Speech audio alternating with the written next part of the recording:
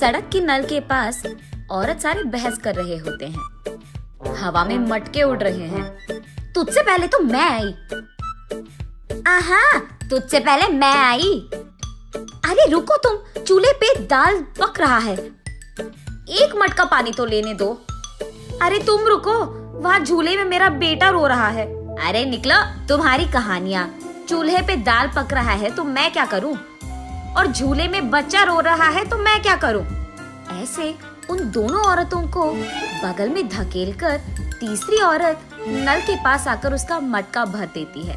इतने में वही बगल में आमने सामने घरों में रहने वाले मंदाकिनी और मंगतायरू उनके अपने अपने मटके लेकर वहाँ आते हैं। एक दूसरे को देखते ही वो दोनों गुस्से से लाल हो जाते हैं। मंगतायरू और मंदाकिनी दोनों सास बहू हैं और दोनों एक ही घर में रहते थे। मंदाकिनी मंगतायरू से बहुत लड़कर उसके पति को मनाकर अपनी सास के घर से बाहर आ जाती है।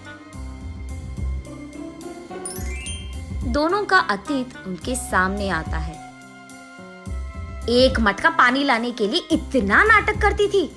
जब भी कुछ काम बोलूं, यहाँ दुख रहा है, वहाँ दुख रहा है कहती थी। और अब देखो, मेम साहब सुबह ही उठकर मटका में पानी भरने नल के पास आ रही है। सुबह उठते ही सारे पकवान को भैंस की तरह खाती रहती है, चीजों को यहाँ से वहाँ तक नहीं लगाती है। लेकिन अब देखो, भैंस चल के आ रही है मटके पानी के लिए। ऐसे एक दूसरे को कोसते हुए वो दोनों नल के पास आते हैं। सबसे पहले मंगतायरू पानी के लिए उसकी मटका नल के नीचे लगाती है। लो, आ गई भैंस। आते ही अपना मटका लगा दिया इसने नल के नीचे, जैसे इसका बाप का जागिर हो। ऐसे उसका मजाक उड़ाकर मंगतायरू की मटके को एक जोर का झटका देती है। बस मटका ऊपर उड़कर नीचे गिरता है। बाप रे, कितनी घमंडी है ये। मेरे ही बेटे के पैसे खाते हुए मुझे भैंस कह रही है, और ऊपर से मेरे ही लटके को लात मारा तुमने।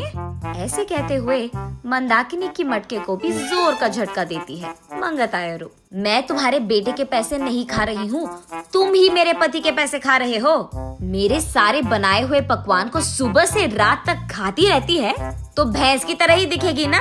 भैंस कहीं की मेरे ही मटके को लात मारती है। कितनी घमंडी है तू। मटके को ही नहीं, अगर मेरी सटकी ना, तेरे को भी मारूंगी, समझी? हाँ, जरूर मारेगी। इतनी घमंडी जो है। मेरे बेटे को मुझसे दूर कर दिया तूने, मेरे घर से उसको निकाल दिया तूने, और अब मेरे ही घर के सामने रह रही है। सिर्फ तेरे बेटे को ही नहीं, तुझे भी तेरे घर से निकाल दूंगी, समझी? मुझसे पंगा लेगी ना, ऐसे ही होगा। तू तो जरूर करेगी, घमंडी औरत, बंदर मुंह वाली कहीं की। तुझे देखकर ऐसा लगता है कि भैंस को कपड़े पहनाए हैं, और तू मुझे बंदर कह रही है। भैंस कहीं की मुझे भैंस कह रही है, मुझे बंदर कह रही है। ऐसे वो दोनों एक दूसरे से लड़ते हुए एक दूसरे के बाल पकड़कर लड़ते लड़ते नल के बगल में मौजूद कीचड़ में गिर जाते हैं। ये सब दूर से देख रहे बाप बेटे दोनों एक दूसरे को देख हंस पड़ते हैं। मंदाकिनी घर में सारा काम करते हुए रहती थी। उसे देख मंगतायरू, क्यों बहू, लगता है कि नल में ना पानी खत्म हो जाएगा, जाकर 2 मटके ले आ बेटी।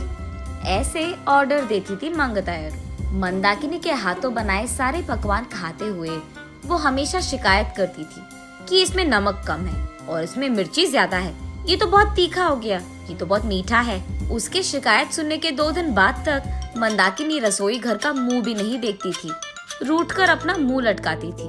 तब चुपचाप मंगतायरू को ही सारे काम करना पड़ जाता था।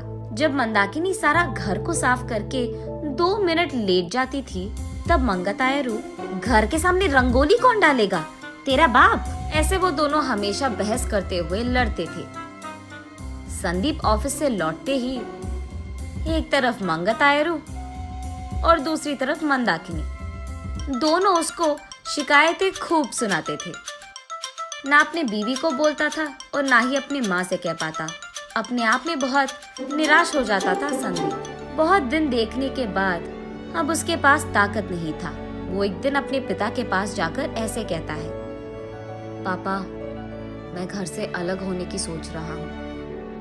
आपकी बहू भी मुझे हर रोज इसी बात के बारे में सताती रहती है। हाँ तो तुम सच में अलग हो जाओगे बेटा? तुम्हें क्या लगता है अलग रहने से इन दोनों में ममता जाग उठेगी?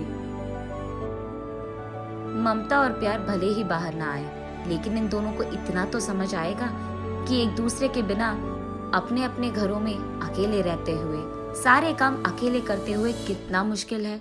अब दोनों को समझ में आना है ना पापा कि अलग रहना कितना मुश्किल है। ऐसे कहता है।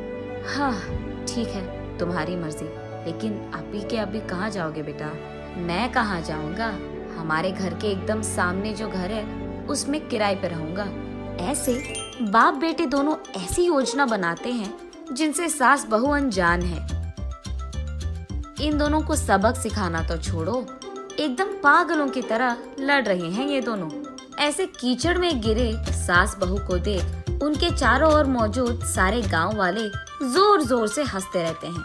अब इन दोनों इसके बाद क्या करेंगे ये हम अगली वीडियो में जानेंगे।